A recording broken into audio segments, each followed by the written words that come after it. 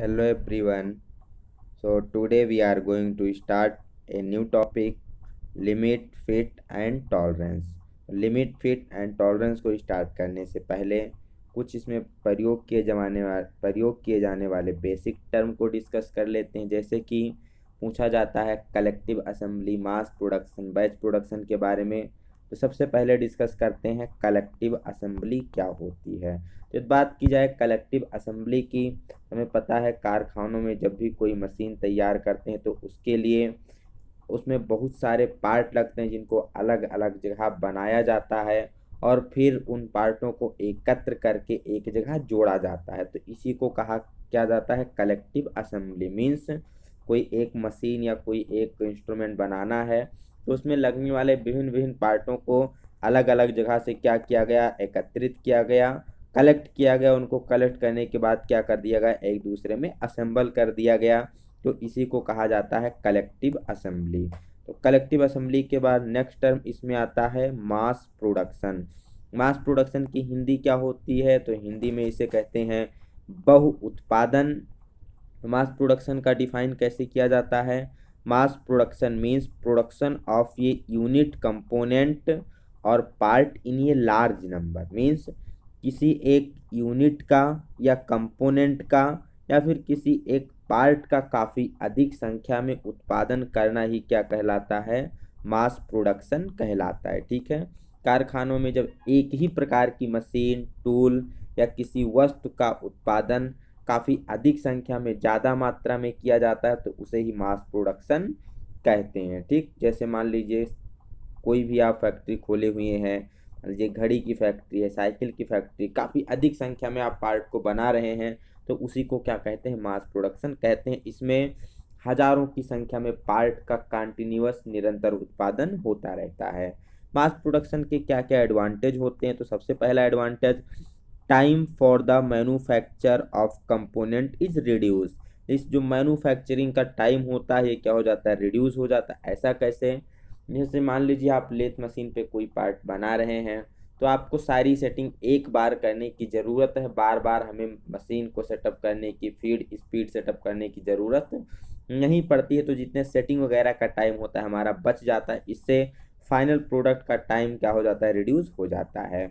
Second जो इसका most important advantage है वो है the cost of a piece is reduce.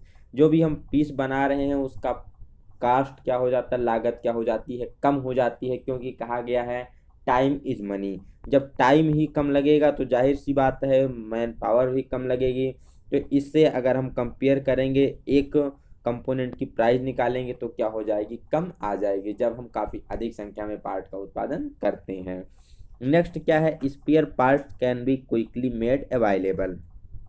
चूँकि हम पार्ट का काफ़ी अधिक संख्या में उत्पादन कर रहे हैं तो अगर कोई एक पार्ट डैमेज हो जाता है, ख़राब हो जाता है, तो उसका स्पेयर जो है आसानी से उपलब्ध हो जाता है, उसमें कोई दिक्कत नहीं होती है। तो ये कुछ बेसिक मास प्रोडक्शन के एडवांटेज हैं। अब इसके कुछ डिसएडवांटेज भी हैं, उसको देख लेते हैं। डिसएडवांटेज ऑफ मास प्रोडक्शन, इसमें सबसे पहला है special purpose of machines are necessary. Mass production के लिए क्या होता है, हमें विशेष प्रकार के मशीनों की आवश्यकता पड़ती है। जिस भी प्रकार का हम वर्क करना चाहते हैं उसके लिए कुछ स्पेशल मशीनों की आवश्यकता पड़ती है। और टूल को गाइड करने के लिए, जॉब को, वर्कपीस को क्लैंप करने के लिए, साथ ही साथ कुछ जिग और फिक्चर की भी आवश्यकता होती है। हमें पता है जब भी हम कारखाने में पार्ट को बनाते हैं या मास प्रोडक्शन करते हैं तो वहाँ पर हम पार्ट को बार बार मेजरिंग इंस्ट्रूमेंट या मेजरिंग इंस्ट्रूमेंट के द्वारा मापते नहीं हैं, बल्कि हम क्या करते हैं उसके लिए एक विशेष प्रकार के स्पेशल गेज का निर्माण कर लेते हैं जिससे कि जल्दी से जल्दी हम पार्ट को चेक कर सकें। तो that is gauges are to be use instead of conventional precision instrument. Means जो भी कन्वेंशनल प्रिसीजन इंस्ट्रूमेंट है उसके स्थान पे हम क्या करते हैं, गेजों का प्रयोग करते हैं। तो इसके लिए हमें कुछ स्पेशल पर्पज के गेज का भी निर्माण करना होता है। And fourth one is initial expenditure will be at very high. जो शुरुआती लागत होती है वो क्या होती है, बहुत ज़्यादा हो जाती है, क्योंकि हमें स्पेशल मशीन की आवश्यकता होती है, जिग फिक्चर की आवश्यकता होती है, गेज को बनाने की आवश्यकता होती है। तो इसलिए जो इसका इनिशियल लागत होती है वो काफ़ी अधिक हो जाती है। तो इसके बाद चलते हैं नेक्स्ट टॉपिक जिसका नाम है सेलेक्टिव असेंबली। तो आशा करते हैं आपको मास प्रोडक्शन समझ में आया होगा, उसके क्या एडवांटेज हैं क्या डिसएडवांटेज हैं। तो नेक्स्ट डिस्कस करते हैं सेलेक्टिव असेंबली के बारे में कि सेलेक्टिव असेंबली क्या होती है। तो बेसिकली क्या होता है, ऐसा पार्ट जो किसी एक विशेष पार्ट के लिए बनाया जाता है। जैसे कि मान लीजिए यहाँ पर एक नट दिया गया है, ये केवल इसी बोल्ट में फिट होगा। ये जो दूसरा वाला नट है ये केवल इसी बोल्ट में फिक्स होगा। ये बी वाला नट ए वाले बोल्ट में जाकर फिक्स नहीं होगा, या ए वाला नट बी वाले बोल्ट में जाकर फिक्स नहीं होगा। जो नट जिस बोल्ट के लिए बनाया गया है वो उसी में जाकर फिट होगा। अगर इस प्रकार का कोई प्रोविजन होता है तो इसको हम क्या कहते हैं, सेलेक्टिव असेंबली कहते हैं। इसमें जो नट दूसरे के लिए नहीं बनाया गया है वो उसमें जाकर फिक्स नहीं होता है। ठीक है, तो इंग्लिश में देखते हैं क्या लिखा गया है। जैसे कि यहाँ लिखा गया है, it will be seen in the figure each nut fits only one bolt. ये जो ए नंबर का नट है ये केवल ए वाले बोल्ट में ही फिक्स होगा। बी वाला जो नट है ये केवल बी वाले बोल्ट में ही फिक्स होगा, ये एक दूसरे में इंटरचेंजेबल नहीं होंगे। तो इसके कारण क्या होता है, such an assembly is slow. जो असेंबली होती है काफ़ी स्लो हो जाते हैं, पार्ट को एक एक चुन चुन के असेंबल करना होता है और इससे समय अधिक लगता है, तो असेंबली कॉस्टली भी हो जाती है। इसके साथ साथ अगर मान लीजिए उसमें कोई पार्ट डैमेज हो जाता है तो जो उसकी मेंटेनेंस होगी वो भी क्या होगी, काफ़ी ज़्यादा डिफिकल्ट होगी। Maintenance is difficult because spare must be individual manufactured, क्योंकि जो इसके स्पेयर होते हैं अलग से मैन्युफैक्चर किए गए होते हैं, उपलब्ध इजीली नहीं होते हैं, इसलिए जो मेंटेनेंस होती है काफ़ी अधिक डिफ़िकल्ट हो जाती है, कठिन हो जाती है, कह सकते हैं महंगी असेंबली हो जाती है। ठीक, तो सेलेक्टिव असेंबली का मतलब क्या है, जो पार्ट जिसके लिए डिजाइन किया गया उसी में फिट होगा, दूसरे में फिट नहीं होगा। तो एक शब्दों में इसे समझ सकते हैं सेलेक्टिव असेंबली को। देन डिस्कस करते हैं नॉन सेलेक्टिव असेंबली के बारे में कि नॉन सेलेक्टिव असेंबली क्या है। तो इसका मतलब है ऐसा पार्ट जो किसी भी पार्ट में आसानी से फिट हो जाए। जैसे मान लीजिए कोई एक नट है जो उसी शेप और साइज के दूसरे बोल्ट में क्या हो जाता है, फिक्स हो जाता है, तो उसे क्या कहते हैं, नॉन सेलेक्टिव असेंबली कहते हैं। जैसे मान लीजिए ये ए वाला बोल्ट है, ये बी वाला बोल्ट, सॉरी ये ए का नट है, ये बी नट है, लेकिन ये ए वाला नट ए वाले बोल्ट में भी फिक्स हो जाता है और बी वाले बोल्ट में भी फिक्स हो जाता है। इसी प्रकार जो बी वाला नट है ये वाले बोल्ट में भी फिक्स हो जाता है और बी वाले बोल्ट में भी फिक्स हो जाता है। मतलब ये आपस में क्या है, एक दूसरे में इंटरचेंजेबल हैं। तो जो इस प्रकार की असेंबली होती है इसी को हम क्या कहते हैं, नॉन सेलेक्टिव असेंबली कहते हैं। मीन्स एनी नट फिट्स एनी बोल्ट, कोई भी नट किसी भी बोल्ट में फिक्स हो सकता है। कंडीशन क्या है, उनका जो साइज है वो समान होना चाहिए, जो थ्रेड वगैरह है वो एक समान होनी चाहिए। तो किसी भी मतलब कोई भी नट किसी भी बोल्ट में जाकर फिक्स हो जाता है। तो इस प्रकार की असेंबली को क्या कहते हैं, नॉन सेलेक्टिव असेंबली कहते हैं। ठीक, ये असेंबली काफ़ी सस्ती होती है और इसके स्पेयर आसानी से उपलब्ध हो जाते हैं। तो जो आजकल मास प्रोडक्शन में यूज किया जाता है तो कौन सी असेंबली होती है, नॉन सेलेक्टिव असेंबली ही होती है। Non selective assembly provide interchangeability between the component. Interchangeability का मतलब क्या होता है, आपस में अदला बदली की सुविधा को प्रोवाइड करती है। कौन कौन सी, नॉन सेलेक्टिव असेंबली। ठीक, इन मॉडर्न इंजीनियरिंग, जो आजकल आधुनिक इंजीनियरिंग प्रोडक्शन होता है उसमें मास, जैसे कि मास प्रोडक्शन होता है उसमें कौन सी असेंबली प्रयोग की जाती है, वो नॉन सेलेक्टिव असेंबली होती है। यहाँ सेलेक्टिव असेंबली के लिए कोई स्थान नहीं होता है, कुछ जगह अपवाद को छोड़ करके। तो आशा करते हैं सेलेक्टिव असेंबली और नॉन सेलेक्टिव असेंबली आपको समझ में आई होगी। ये फिगर ऐसे दे दिया जाता है, आपको पहचानना होता है सेलेक्टिव असेंबली है या नॉन सेलेक्टिव असेंबली है। तो चलते हैं नेक्स्ट टॉपिक की तरफ, मोस्ट इंपॉर्टेंट, इंटरचेंजबिलिटी, जिसे हिंदी में कहते हैं विनिमयशीलता। हमें पता है कि कोई भी इंस्ट्रूमेंट हो या कोई मशीन हो तो उसको बनाने के लिए डिफरेंट डिफरेंट शेप और साइज के कई सारे पार्ट की उसमें आवश्यकता पड़ती है। ठीक, तो क्या किया जाता है, उन पार्ट को विभिन्न विभिन्न विधियों द्वारा, कई प्रकार के टेक्निक के द्वारा अलग अलग बनाया गया होता है। फिर उन पार्टों को हम क्या करते हैं, एक जगह मंगाकर आपस में जोड़ते हैं और एक फुल मशीन का या फिर एक किसी इंस्ट्रूमेंट का रूप उसको दे दिया जाता है। तो इस विधि को क्या कहते हैं, इसी को असेंबली कहते हैं। लेकिन कभी कभी क्या होता है, जो ये पार्ट होते हैं एक दूसरे में आसानी से फिट नहीं हो पाते हैं, तो इसके लिए हमें उनको फर्दर क्या करनी पड़ती है, मशीनिंग करनी पड़ती है। या फाइलिंग वगैरह करनी पड़ती है। तो इससे क्या होता है, टाइम बहुत ज़्यादा, असेंबली का जो टाइम होता है काफ़ी ज़्यादा हो जाता है, जिसके फलस्वरूप उसकी कास्ट भी थोड़ी ज़्यादा हो जाती है। तो ये आवश्यक होता है जब भी कोई पार्ट बनाया जाए तो इस प्रकार इतनी परिशुद्धता से बनाया जाए कि अगर उसे हमें किसी अन्य स्थान पर फिक्स करना हो तो बिना मशीनिंग के, बिना किसी फर्दर प्रक्रिया के उसको आसानी से फिट किया जा सके। वो चाहे किसी भी कंपनी से मंगाया गया हो, किसी भी ऑपरेटर के द्वारा बनाया गया हो। तो जो इस प्रकार की सुविधा होती है, जो गुण होता है पार्टों का, उसी को क्या कहते हैं, इंटरचेंजेबिलिटी कहते हैं। थोड़े शब्दों में कहा जाए तो जब कभी एक ही तरह के पार्ट या जिसे कहते हैं डुप्लीकेट पार्ट्स अधिक मात्रा में बनाने हो, जो बिल्कुल एक ही शेप और एक्यूरेसी में फिनिश किए गए हों और वो एक दूसरे की जगह पर जाकर फिट हो जाते हैं, उसी प्रकार से कार्य करते हैं जैसे कि पहला वाला कार्य कर रहा होता है, तो इसी को क्या कहते हैं, इंटरचेंजेबिलिटी, विनिमयशीलता कहते हैं। तो आशा करते हैं इंटरचेंजेबिलिटी आपको समझ में आई होगी। इसमें देख लेते हैं क्या लिखा है, when components are mass produce, जब भी हम कंपोनेंट को काफ़ी अधिक संख्या में बनाते हैं, यूजली दे आर इंटरचेंजेबल, तो क्या होते हैं, एक दूसरे में इंटरचेंजेबल होते हैं।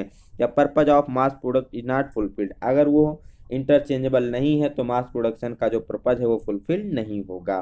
Bye interchangeability be mean the identical component manufacture by different person under different environment can be assembled and replaced without any further rectification during the assembly stage without affecting the function of the component when assembled। इसके भी कहने का मतलब वही है कि part चाहे जिस भी मशीन पे बनाया गया हो, जिस भी इन्वायरमेंट में बनाया गया हो, जब हम उसको एक दूसरे के स्थान पे फिट करते हैं तो बिना किसी फर्दर मशीनिंग के, बिना किसी फंक्शन को अफेक्ट किए हुए जो क्या हो जाते हैं, एक दूसरे की जगह आकर के फिट हो जाते हैं। तो इसी को क्या कहा जाता है, इसी को इंटरचेंजेबिलिटी के नाम से जाना जाता है।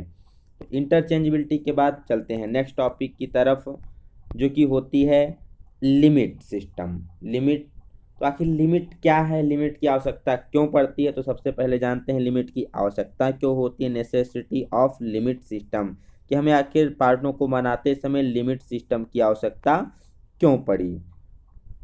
तो if component are to be interchangeable they need to be manufacture to the same size which is not possible. इसके कहने का मतलब क्या है, यदि हमें कंपोनेंट को इंटरचेंजेबल बनाना है, आपस में अदला बदली करना है, तो जरूरी है कि जो पार्ट बनाए जा रहे हो क्या हो, सभी एक ही सेम शेप और साइज के होने चाहिए, तभी क्या है वो आपस में इंटरचेंजेबल होंगे। लेकिन ऐसा वास्तव में संभव नहीं होता है जब वो क्या मास प्रोड्यूस किए जाते हैं, मास प्रोडक्शन उनका होता है। Hence it became necessary to permit the operator to deviate a small margin from the exact size which is not able to maintain for all the component।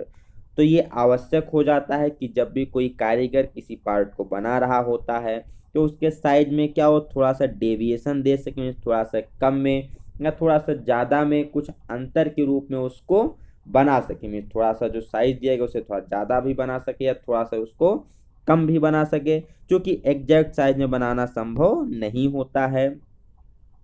At the same time the deviated size should not affect the quality of the assembly।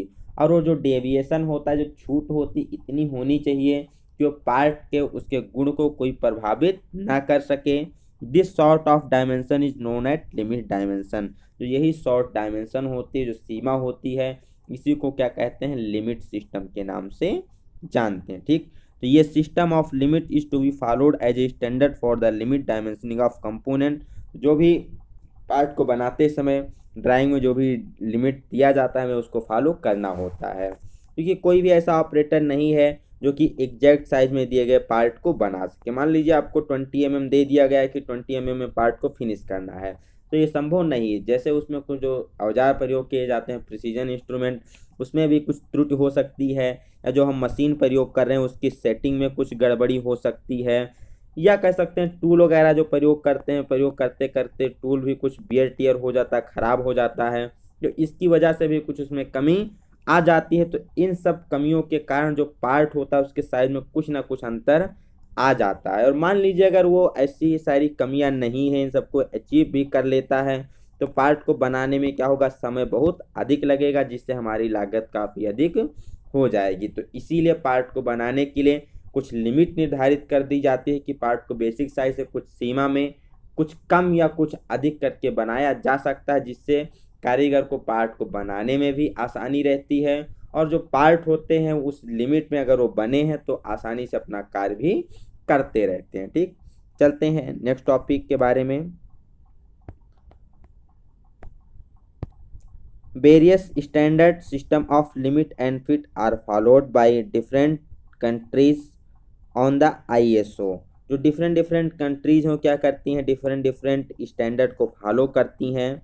The system of limit and fit followed in our country stipulated by BIS, bureau of Indian standard. लेकिन जो हमारे देश में follow किया जाता है वो कौन सा है और कौन सा सिस्टम फॉलो करते हैं, तो हम करते हैं BIS, bureau of Indian standard हम फॉलो करते हैं। ठीक, अब अगर कहीं ISO का फुल फॉर्म पूछा जाता है तो ISO का मतलब क्या होता है, इंटरनेशनल स्टैंडर्ड ऑर्गेनाइजेशन। BSS का मतलब पूछा जाता है तो ब्रिटिश स्टैंडर्ड सिस्टम, या BIS करके भी लिखा हो, BSI करके लिखा होता है तो ब्रिटिश स्टैंडर्ड इंस्टीट्यूट हो जाता है। DIN लिखा है तो जर्मन का स्टैंडर्ड होता है। तो ये चीज़ें आपको ध्यान में रखनी है। BIS के बारे में पूछा जाता है तो BIS का मतलब होता है ब्यूरो ऑफ इंडियन स्टैंडर्ड। चलते हैं नेक्स्ट टॉपिक की तरफ जिसका नाम है साइज। कि आखिर साइज क्या होती है। साइज का मतलब it is a number एक्सप्रेड in a particular unit in the measurement of length. कह सकते हैं कोई भी पार्ट है तो उसकी लंबाई है, या उसकी चौड़ाई हो गई, या उसकी मोटाई हो गई, उसकी हाइट हो गई, तो इन सबको अगर नंबर में प्रदर्शित कर दिया जाए तो इसी को क्या कहा जाता है, साइज कहा जाता है। ठीक, अब इसके बाद साइज में कई सारे आते हैं। सबसे पहला आता है बेसिक साइज। बेसिक साइज क्या होता है, तो it is the size based on which dimensional deviation are given. इसके कहने का मतलब क्या है कि ये वो साइज होता है जिसके आधार पे जो भी डायमेंशनल डेविएशन होती है वो दी जाती है।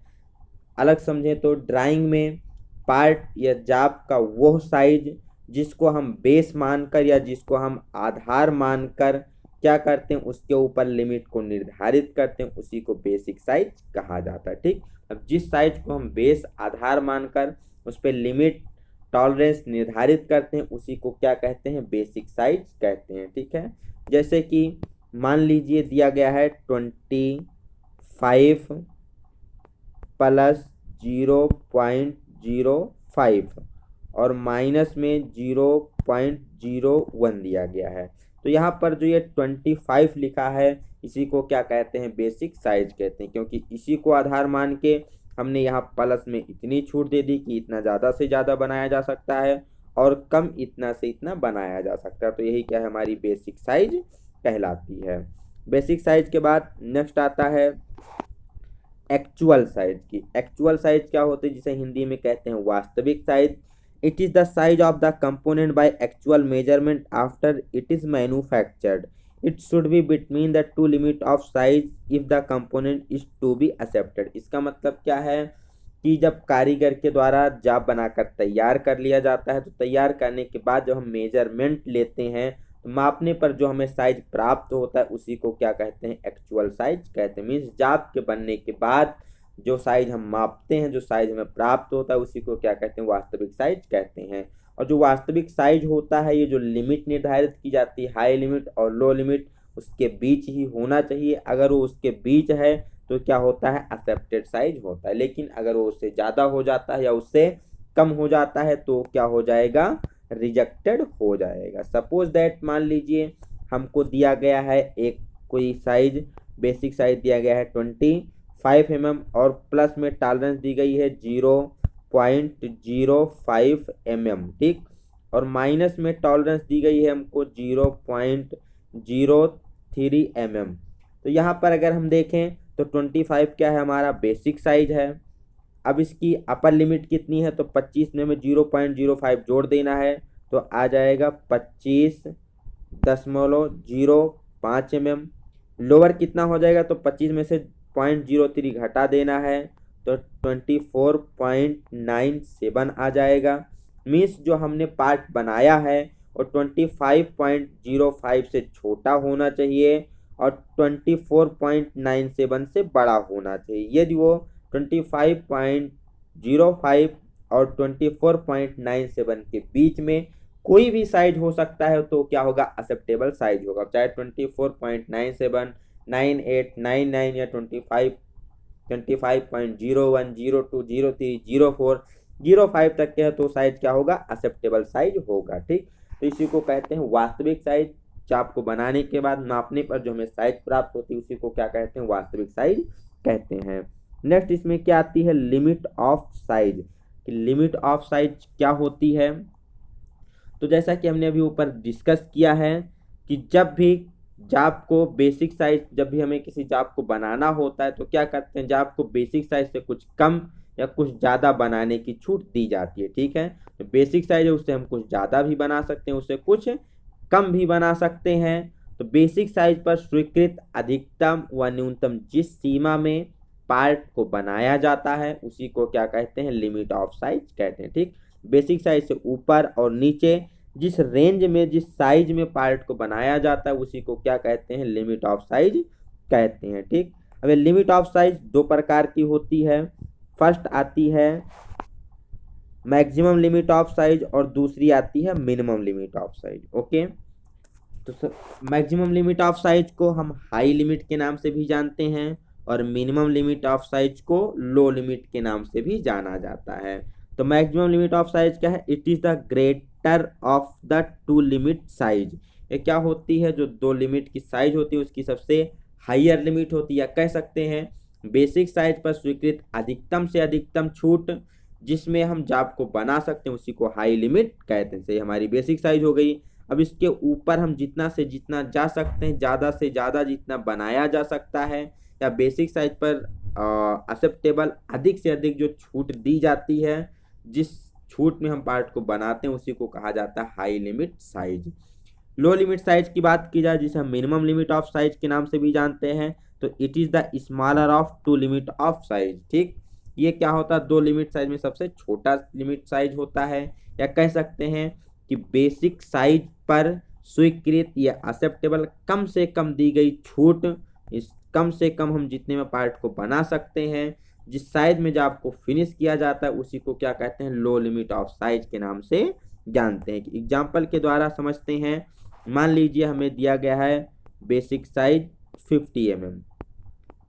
बेसिक साइज हमें कितना दिया गया है, 50 mm दिया गया है, और इसके ऊपर जो हाई लिमिट दी गई है वो कितनी दी गई है, 0.02 दी गई है।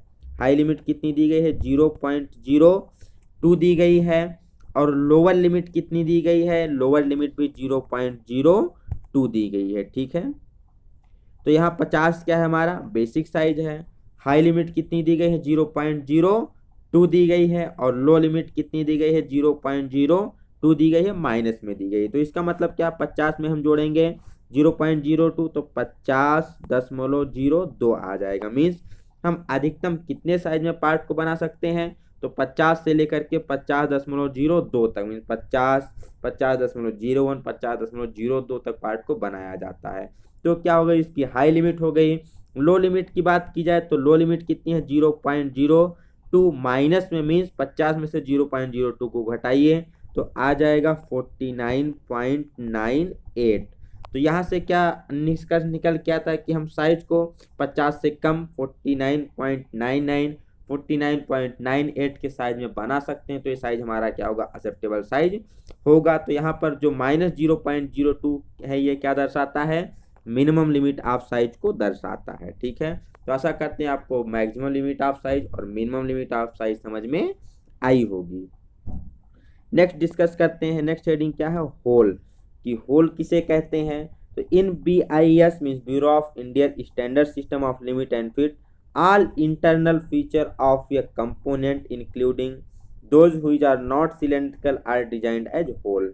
बेसिकली क्या होता है, जब भी होल का नाम लिया जाता है तो दिमाग में क्या आता है कि एक अगर सर्कुलर कोई फीचर है, गोलाकार कोई इंटरनल फीचर है तो उसी को क्या कहते हैं, होल कहते हैं। लेकिन BIS के अनुसार अगर परिभाषित किया जाए तो कोई भी इंटरनल फीचर, कोई भी जो आंतरिक संरचना होती है उसी को क्या कहते हैं, इंटरनल फीचर को ही हम क्या कहते हैं, होल कहते हैं। अब वो चाहे सिलेंड्रिकल हो, सर्कुलर हो, किसी भी शेप और साइज में हो, इंटरनल फीचर होना चाहिए तो क्या हो जाएगा, हमारा होल के अंतर्गत रखा जाता है। ओके, जैसे कि आप यहाँ पर देख पा रहे होंगे, अगर ये इस वाले की बात की जाए तो ये भी होल है, ये इस वाले की बात की जाए तो ये भी होल है। ये कैसा है, ये हाफ राउंड है। ये कैसा है, कुछ इस प्रकार से, लेकिन दोनों ही क्या है, इंटरनल फीचर हैं। तो दोनों ही किसके अंतर्गत रखे जाते हैं, होल के अंतर्गत रखे जाते हैं। ठीक, नेक्स्ट बात करते हैं शाफ्ट की, कि शाफ्ट क्या होता है। तो in BIS system of limit and fill all external feature of ये component including those which are not cylindrical or designed as shaft. जो सभी बाहरी फीचर होते हैं, बाहरी संरचना होती है, वो चाहे सर्कुलर हो, सिलेंड्रिकल हो या ना हो, उसी को क्या कहा जाता है, शाफ्ट कहा जाता है। जैसे इस वाले की बात की जाए तो ये भी क्या है, सर्कुलर है तो ये भी शाफ्ट है। ये सर्कुलर ना हो के रेक्टेंगुलर है तो ये भी क्या है, शाफ्ट है। ये कैसा फीचर है, एक्सटर्नल फीचर है। तो कोई भी एक्सटर्नल फीचर हो उसी को क्या कहा जाता है, शाफ्ट कहा जाता है।